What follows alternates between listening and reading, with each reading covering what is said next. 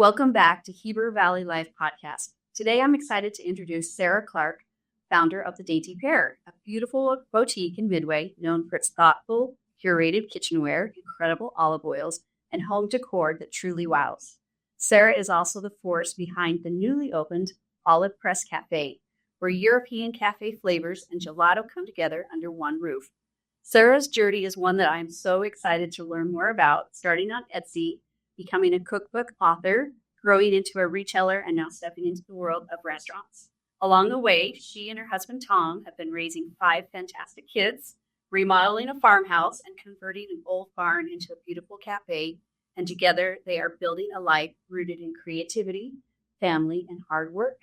Today, we'll take Sarah's path and understand the courage that it takes to evolve and what it takes to really build something beautiful in the Heber Valley. So, Sarah, welcome to the podcast. Thank you. I'm so excited. And I love hearing an intro that I did not write. That's kind of fun. Well, for me, it's my observation of you and just the journey that you've taken. I don't think people really realize that this was such a grassroots effort starting on Etsy. I mean, let's get it off the jewelry that you guys to make in those on Etsy. Let's go back to 2014, I guess. I guess I had just given birth and we had 3 little kids, 2.5 and under, 3 and under. And I just, even though it was so busy, I was like, I just kind of wanted to do something like a hobby. I needed a hobby. And so I started stamping jewelry in our kitchen. I had done something else with a friend before that, and then we just kind of went off and did our own things. And I remember vacuuming, and I was like, we have one daughter. Her name is Paris. Her nickname is Pear. I wanted it to be named after her. And I was just vacuuming, and the Dainty Pear just like came into my mind. And I immediately went and grabbed the Etsy shop, grabbed the website, email, the whole thing, and just started from there, just hand stamping jewelry in our house in Midway. But I feel like that's so indicative of who you are. Like, oh, I have this idea. I have this name that just popped in my head, and now I'm going to go do it. I'm going to start a website. I'm going to start stamping jewelry and selling this. And as I've watched you, it just seems like you are a force. You are willing to just take that idea and run with it. But at what point did you realize that you wanted to take the jewelry onto the cookbook? I mean, how was it that you realized that this was more than a side hustle? Yeah. Well, my husband was building companies at the same time. So we're both entrepreneurs, and it was mine was very, very on the side, but then it started getting really busy on Etsy, and we went on to have 2 more kids, and I'm so sick in pregnancy. I have hyperemesis and the HG. It's just puking all day, all night. It's just not fun. And so I remember being like, I actually have to turn this off when we were having our 5th baby, and I'm going to turn it into a blog, and I'm going to take a leap of faith. I had always wanted to talk about food. And I did talk a lot about food on my Instagram when it was first started, even with the jewelry going on. But I almost felt like I didn't have permission to do that because it was jewelry, and I didn't want to confuse my audience and my friends that had been following along. And I just ended up having to really take that leap and be like, it's okay. And then I would even convince myself, well, I have the name Pear in my name, so that's food. I could totally transition to food. And so it was something that was kind of always on my mind to do.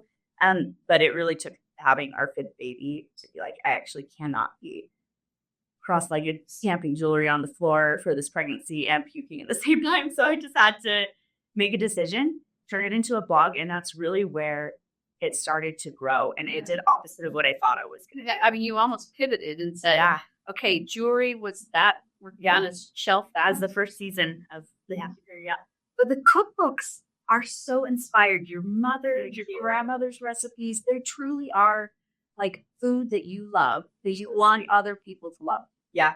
I'm half Mexican, and then my dad's side is Italian and Maltese. So really food runs through our veins. And so I wouldn't say I've always been the best cook, especially like pre-marriage. It was a little bit rebellious in me. I'm like, I don't want to always be cooking and whatever. And then I realized I really love this, and it's such a creative outlet. It's something that You can just, I don't know, you can create something beautiful out of raw ingredients. It's kind of a cool thing. You feel like a magician.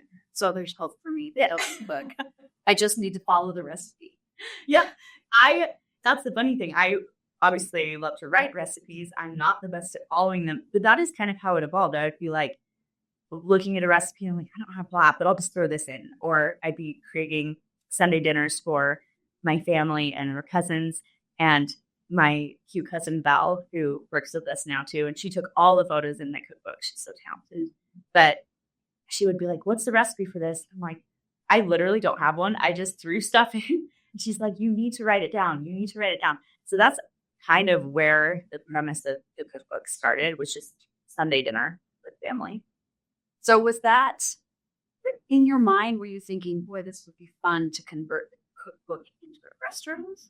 I mean, talk to me about how that evolved, because I don't see very many people that are writing cookbooks that think, oh, I can open a restaurant next. I don't know.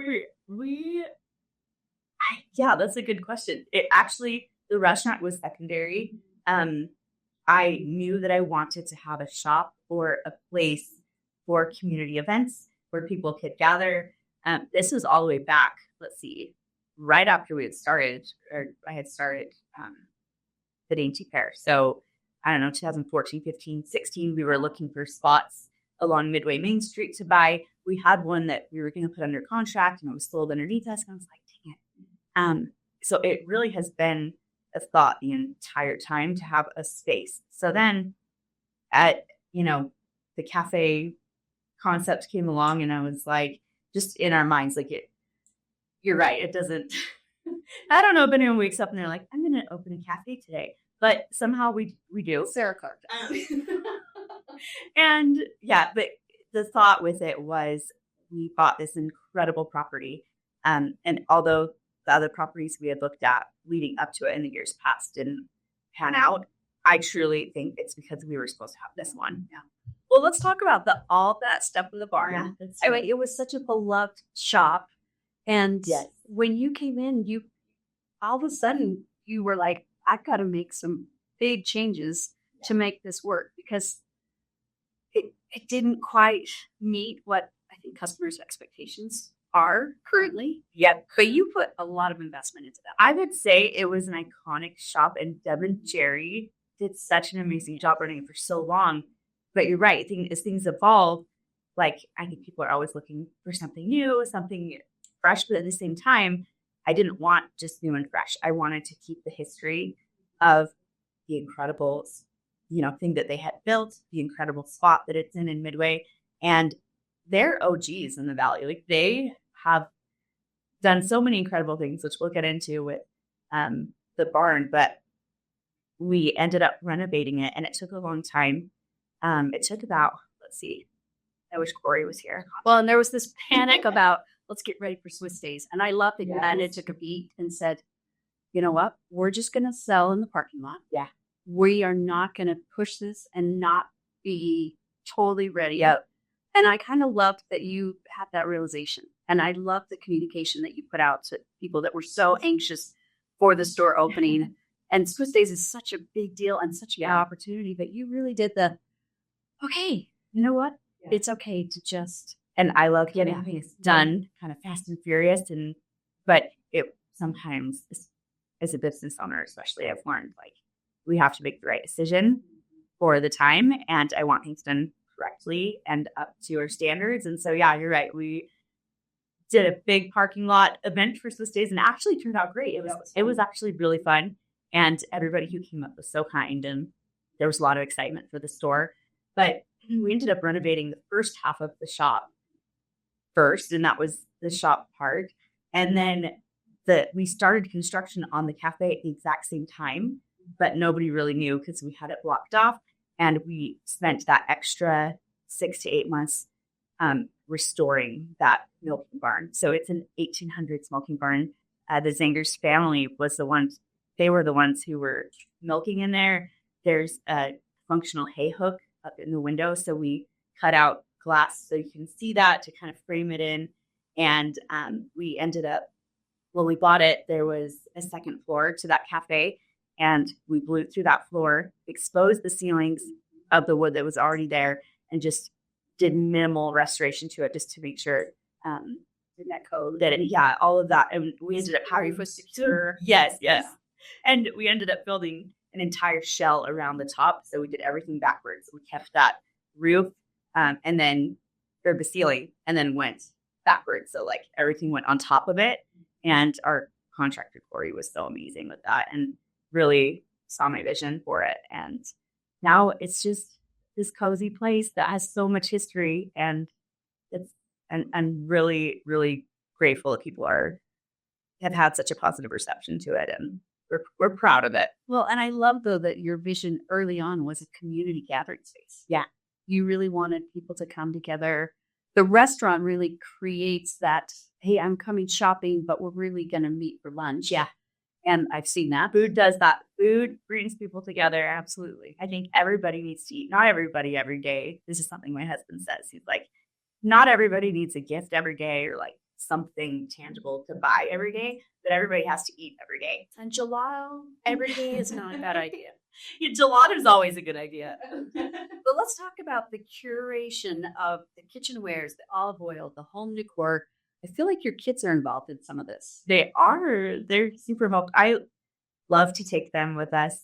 They've been to market with me. They've been to Europe with me. And my husband and I will take them on family trips. And we're always looking, even if it's a family trip, we're always like, our wheels are always turning. Like, oh my gosh, that would be amazing in the shop. We'll go to a market and my kids will be like, oh my gosh, this would be amazing in the shop. So it's really a family effort, and they are so much fun. When we decided to homeschool this year, and it's been a couple of years now, but this year I just feel like they're a little bit older and they just love going and helping at the register. They'll be wrapping people's items. Like our youngest is 8 and she's so good at wrapping in olive oil, and it's super fun to see their excitement about it. And I'm very clear with them. Like, you do not have to do this. You don't have to, and they just love it. And they're entrepreneurial in their own way too. Let's talk about the olive oils. As you have an entire wall of olive oil. I mean,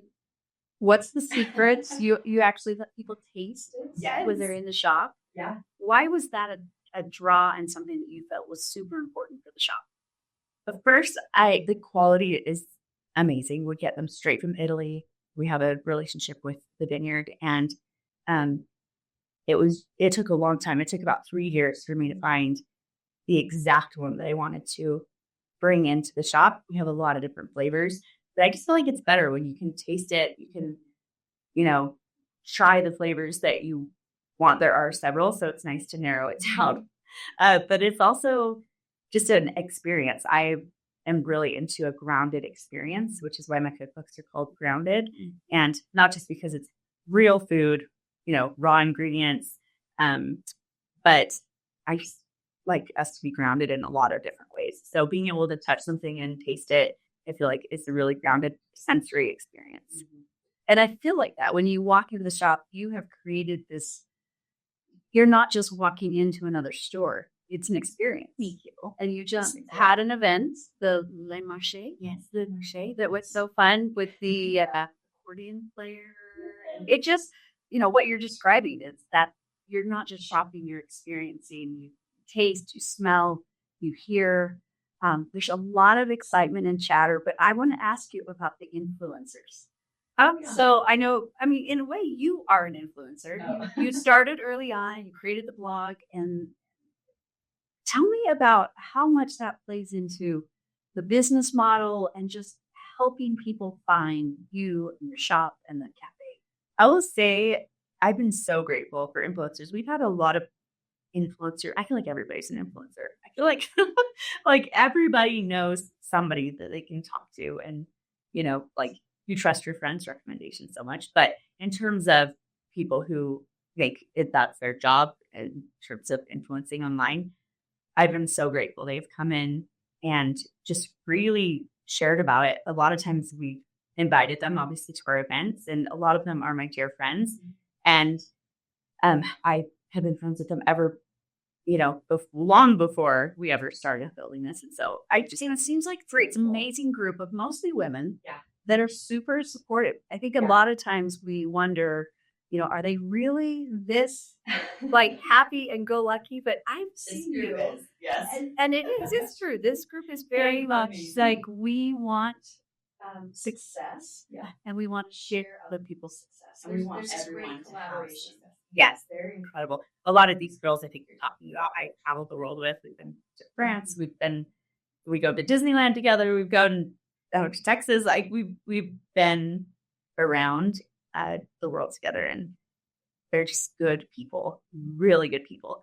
And so I'm always grateful when anybody comes in and shares on, online, even just coming in. I'm grateful whether they do or don't share, but it's so, I don't know, you can't really explain it unless you know that when you're a business owner, when people are investing and sharing your business, it means so much. I can't even really put it into words. It just means a lot. So and it's been interesting because it feels like Midway, with your investment with other shops and as restaurants are coming into the community, all of a sudden Midway, this quintessential mountain town, has been discovered.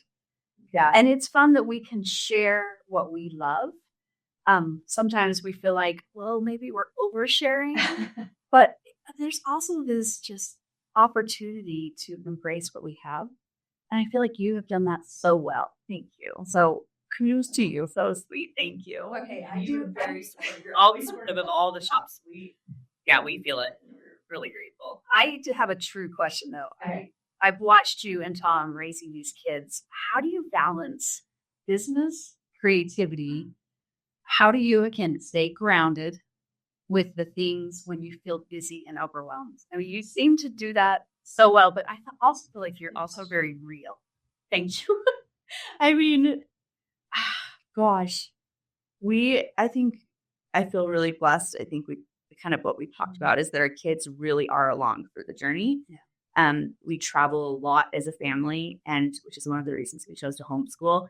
And this year we brought on a teacher who travels with us, and it's been really fun because then that really has created a lot of the difference this year versus last year.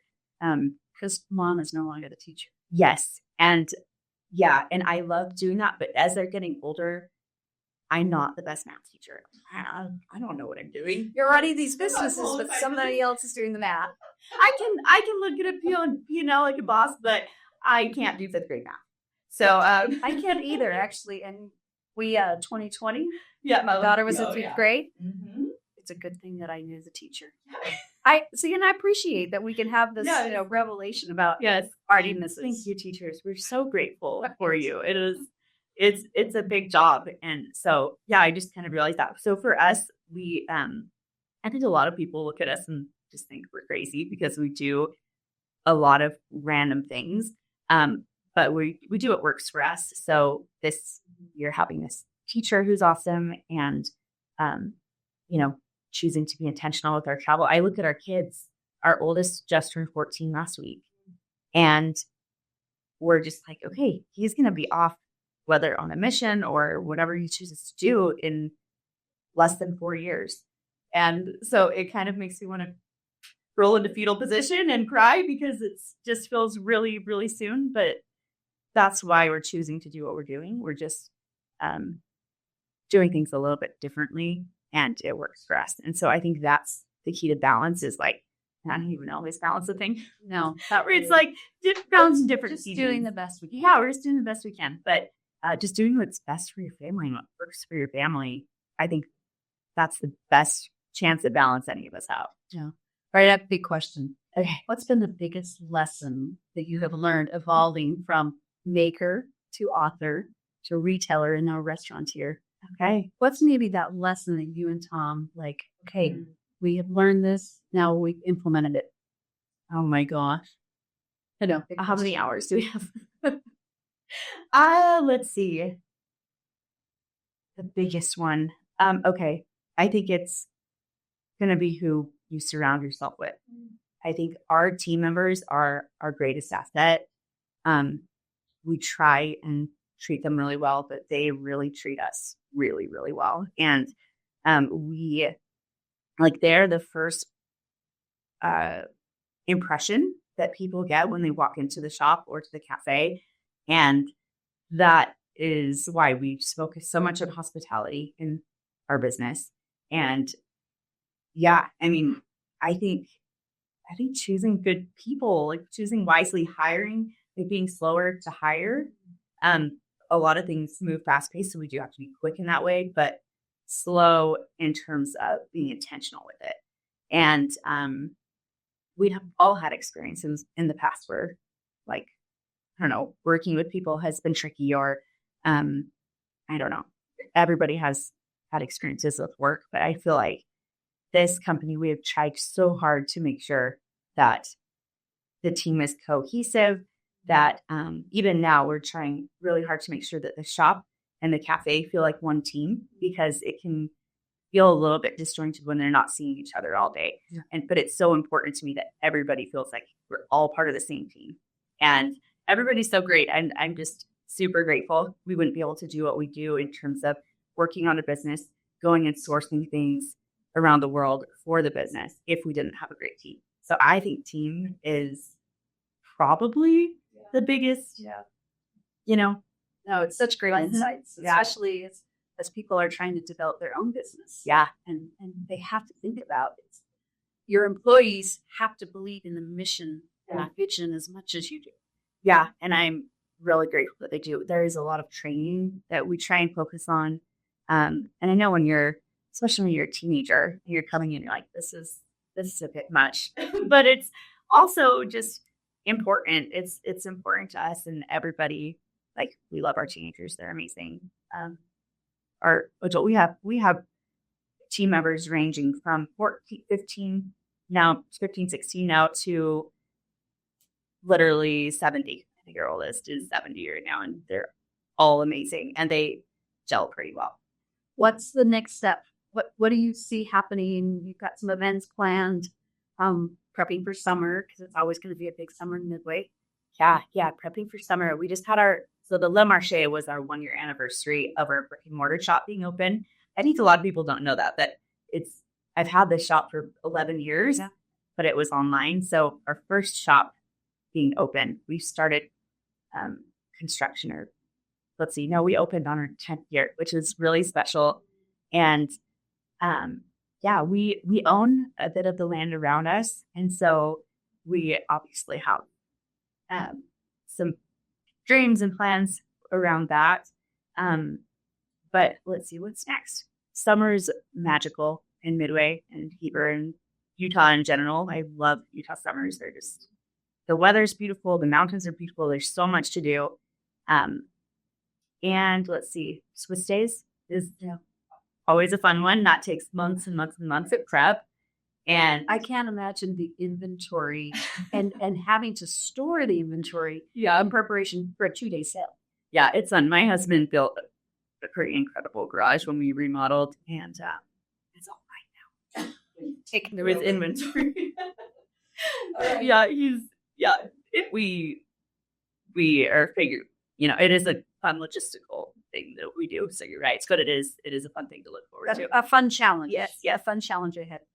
Okay, what advice would you give to someone that's dreaming of turning a creative passion into a business? Now, you have worked with the high school CAPS program in Bass Nest, so I know that you're constantly giving to people and helping kids be inspired. But what's that one advice that you would say to somebody? I would just say, do it. I truly think it's better to say, I tried that and it didn't pan out, than I wish I would have tried that.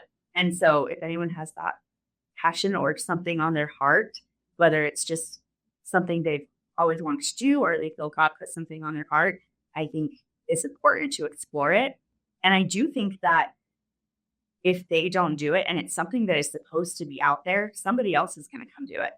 It's something that, I don't know, I think if something wants to be created, if there's something that needs to be there, or there's a need for something that can help people or bring people together, if you don't take the opportunity, someone else will. And so, which is great. There's room for everybody. And a lot of times multiple people are making it happen. Just like in the Valley, there's so many great shops, so many great restaurants, and we're all just working together to create great experience for our locals and for people who come visit. We have great visitors, a lot of great tourism. Yeah.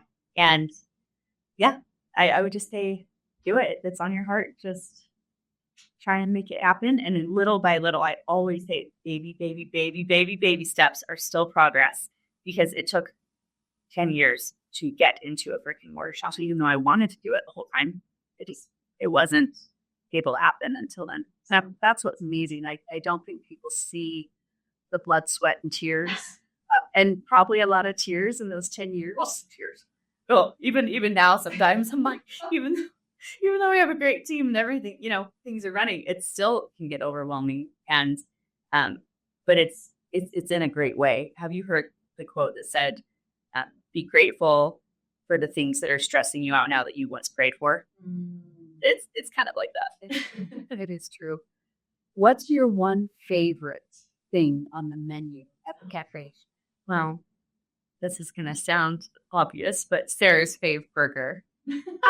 So have you developed it around your favorite? Oh my gosh, I haven't even talked about our chef. He's incredible. His name's Eric. And I recruited him really hard because I was like, he is the one who we need to have here.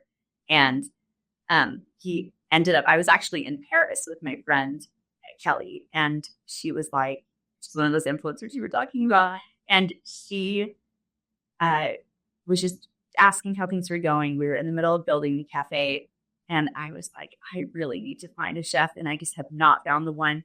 I think every single hire that we've made, especially the strategic hires or the higher up hires, have been a true gut feeling where it's like, this is the person that we need. And I had not had that yet. And she said, you know what? I have a cousin who's a chef. Let me just contact him and see, like, if he knows somebody. Here he has a job, but let's see if he knows somebody. And normally I don't like to put people out. And normally would be like, no, it's okay. Don't worry about it. And I was like, yes, thank you so much. I really appreciate it. And I really trust her. And so anyway, she put us in touch, and it ended up, he was a cousin. And I'm like, you're amazing. We need to have him here. And I just knew he did so well in our company in the Valley. And so we started, doing things in our kitchen. He came up before everything was open, and we were just kind of approving the menu, making changes where we needed. And the cheesesteak that's on the menu was not going to be on the menu, but he had extra stuff for it one day. And my husband walked in, and he's like, hey, do you want a cheesesteak? He had it. He's like, oh my gosh, this has to be on the menu. It could be Tom's favorite. It could be Tom's favorite. It should be Tom's cheesesteak. And he's awesome. So I will say the menu is based around my cookbooks, and there are a lot of items that we have available. We'll have specials from the cookbook. And so we'll, coming up, we have like a recipe of the month. So our olive oil of the month for March is lemon. And I made my lemon ricotta cake to go along with it. From the cookbook, well, my team, we all did this photo shoot the other day. So Carrie made the lemon ricotta cake. I ate the cake.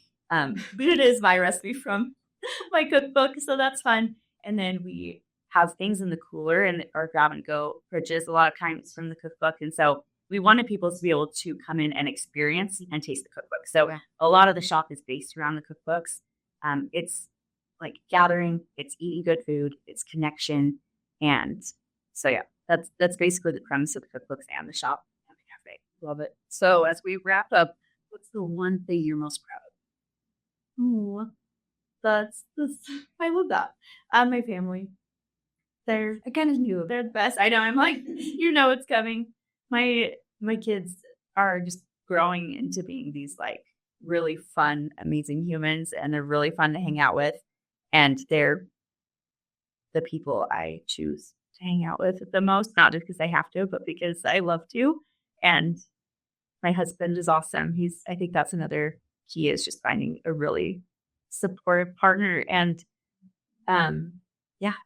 I think that has to be it. And I'm just so grateful. We love this Valley. It has been so good to us and so special for us. And it's just a beautiful, unique place.